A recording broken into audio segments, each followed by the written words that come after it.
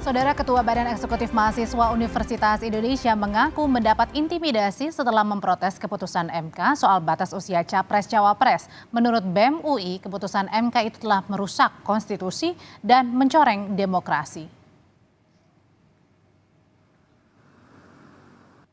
Keputusan Mahkamah Konstitusi soal batas usia Capres-Cawapres yang menjadi karpet merah bagi putra Presiden Joko Widodo, Gibran Rakabuming Raka, untuk menjadi bacawa pres Prabowo Subianto diprotes banyak pihak.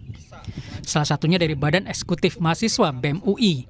Ketua BEM UI Melkisedek Huang mengkritik adanya upaya merusak konstitusi dari kaum muda yang dapat mencoreng demokrasi.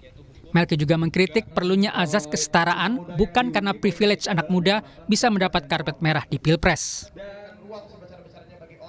Ini bukan soal kita dukung Prabowo, dukung Gibran, dukung Ganjar, dukung Anies, Caimin, bukan.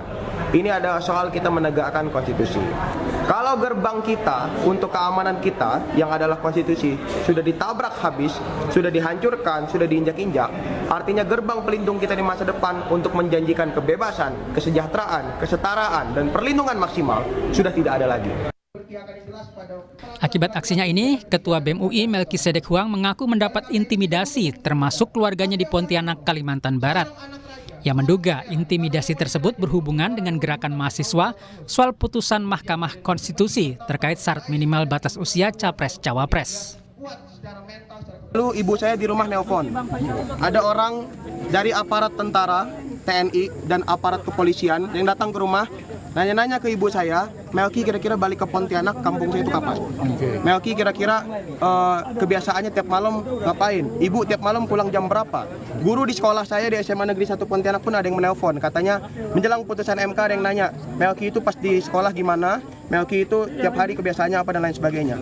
Ini bukan soal Melki, tapi banyak juga teman-teman BEM, teman-teman gerakan mahasiswa, teman-teman gerakan rakyat, civil society juga mengalami hal-hal yang sama.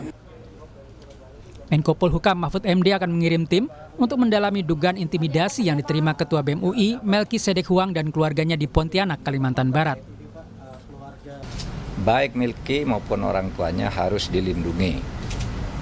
Tetapi mungkin saja yang mengintimidasi Melki maupun orang tuanya Melki, kalau itu hanya dengan telepon gitu, mungkin saja sesama warga sipil, mungkin kan, mungkin. Jadi belum tentu aparat juga, kecuali yang datang orang memeriksa lalu mengaku dari aparat. Nah itu tidak boleh.